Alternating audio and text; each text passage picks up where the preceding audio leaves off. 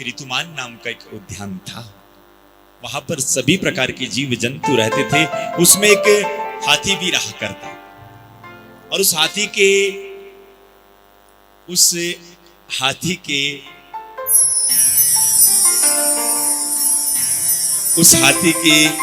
50 पत्नियां, 150 बच्चे थे। ले लो राधेश्याम जी को ले लो। 50 पत्नियां और 150 बच्चे थे, पूरा भरा पूरा परिवार। एक दिन की बात है, आज गजेंद्र आया और गजेंद्र ने अपनी पत्नियों को कहा कि चलो घूमने के लिए चलें। तो पत्नियों को घुमाने के लिए वो जंगल में ले गया। इतनी ताकत की 10-10 हाथियों जितना बल, घुमाने के लिए ले गया। और जब घुमाने के लिए ले गया ना, हाँ घूमना भी चाहिए, है ना, और घुमाना भी चाहिए। साहब समय निकले तो बिल्कुल आपको सावधान होकर, अगर अभी जैसे आप लोग छुट्टियों में यहाँ आए हैं और उसके अलावा भी कभी मौका पड़े, साल में एक आध बार का टूर बाहर का भी बना देना चाहिए। क्योंकि याद रखना, जीवन में 2 लोगों से हमेशा सावधान रहना। पहला नंबर 1 बीजी आदमी से, जो बहुत ज्यादा बीजी हो, और दूसरा घमंडी आदमी से। इन दोनों से हमेशा सावधान और बचकर रहना। क्योंकि याद रखना, बीजी आदमी अपनी मर्जी से आपको याद करेगा। जब उसकी मर्जी होगी ना, उसको काम पड़ेगा तो आपको याद करेगा। और घमंडी इंसान तुम्हें हमेशा मतलब से याद करेगा। भाव से बोल दीजिए ना एक बार। घुमाने के लिए ले गए तो योग से एक तालाब था। उस तालाब के भीतर उतरे और हाथी को जल बहुत ज्यादा प्रिय है। और हाथी को जल इतना प्रिय है कि वहां हाथी जल में उतरने के बाद अपनी सूंड में जल भरे और हाथी की तरफ फेंकने लग जाए। और हाथी अपनी सूंड में जल भरे हाथी की तरफ मानो जल क्रीड़ा करने लगे। और योग से उस तालाब में एक मगर रहता था, उससे वो हाथी अनभिज्ञ था। और उस मगर ने आकर उस हाथी का पांव पकड़ लिया। सजनों, जब उस हाथी का पांव पकड़ा ना, तब उसी समय उस हाथी को लगा कि होगा कोई छोटा मोटा जीव, पर जिसकी शरण ली रखी है ना भैया, तो उसे उसकी रक्षा की जवाबदारी उसकी है। कहते हैं ना, जो जाके शरणे रहे ती है ताकि लाज, उल्टे जल मछली तरे गज बइयो जा। तो यहाँ गजेंद्र सबसे पहले अपना बल लगाता है, अपनी ताकत लगाता है। पर गजेंद्र का बल काम ना आया तो बच्चों को आवाज लगाए, रे बालकों मुझे कोई खींच रहा है, मुझे बचाओ।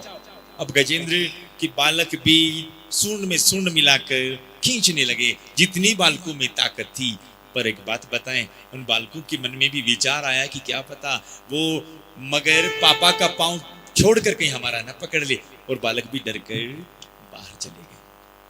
आज वो गजेंद्र पानी में ही फूट फूट कर रोने लगा और फूट फूट कर रोते रोते कहने लगा, हे भगवान, मैंने तुम्हें इस दिन के लिए पाल पोस के बड़ा किया है कि तुम इस प्रकार से करोगे।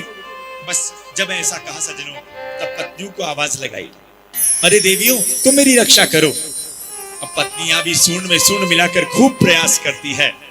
पर पत्नियों के मन में भी विचार आया कि कहीं वो मगर हमारा पांव ना पकड़ ले। वो भी जाने लगी। बस जब ऐसी स्थिति चली ना सजनों, तब गजेंद्र को लगा कि हे भगवान, रोते रोते गजेंद्र ने कहा कि अरे तुमने तो 7 जन्म तक साथ निभाने का वादा किया था, पर तुम इस प्रकार से छोड़कर जा रही हो। बस गजेंद्र फूट फूट कर रोने लगा। पूरी कथा हम सबको भी संकेत करके कह रही है, सजनों, इस संसार में अपना कोई नहीं है। जिसे हम अपना अपना मानते हैं ना, थोड़ा जीवन में दुख आने दो, पता चल जाएगा कि कौन अपना है और कौन पराया है। पक्का जीवन में दुख, अगर अपनों को पहचानना है, हमने आपको कल बताया ना कि दूध को नापना है तो लीटर से नापा जाता है, कपड़े को नापना है तो मीटर से नापा जाता है, जमीन को नापना है जरीब से नापा जाता है, और अपनों को नापना है तो करीब से नापा जाता है। जब जीवन में संकट आता है ना, तब जाकर अपनों की पहचान होती है कि कौन अपना है और कौन पराया। अरे जिसे हम अपना मानते हैं ना भैया, शमशान में चिता में आग देने के बाद हमारे अपनी ही बार बार घड़ी में समय देखते कि कब टाइम लागी। जिसे हमने पूरी जीवन भर सींचा है, वो भी बार बार समय देखेंगे कि अब कितना समय लगेगा, और बार बार देखते कि देखो वो कपाली दाग का समय आ गया हो तो चलेंगे, और घर आने पर भूल जाते। अरे जिसे हमने अपना मान रखा है ना, वास्तविकता में अपना है ही नहीं। आप मानो चाहे ना मानो, अपने केवल गोपाल है, केवल भगवान है, इसके अलावा और कोई अपना नहीं है। ये बताने के लिए कथाएं हैं। हाँ मानो, आपके परिवार के साथ हम संबंध तोड़ने के लिए नहीं कह रहे हैं कि आपको बाबा बनना है, बैरागी बनना है। हाँ, आपकी पत्नी है, आपके बच्चे हैं, उन्हें अच्छा पढ़ाओ, उन पत्नी के लिए अच्छा मकान बनाओ, जो आवश्यकता हो आवश्यकताएं पूरी करो।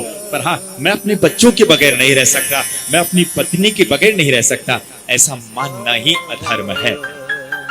बस क्योंकि ये संसार किसी का ना हुआ है, ना भविष्य में कभी किसी का होगा।